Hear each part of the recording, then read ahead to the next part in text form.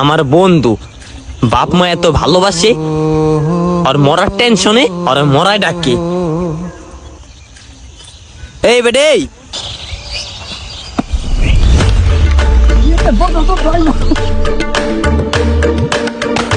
দাঁড়া হারামজা দাঁড়া। বাপ মায় বড় করছে, এই জায়গায় উল্টা পাল্টা কাম করার লিগা।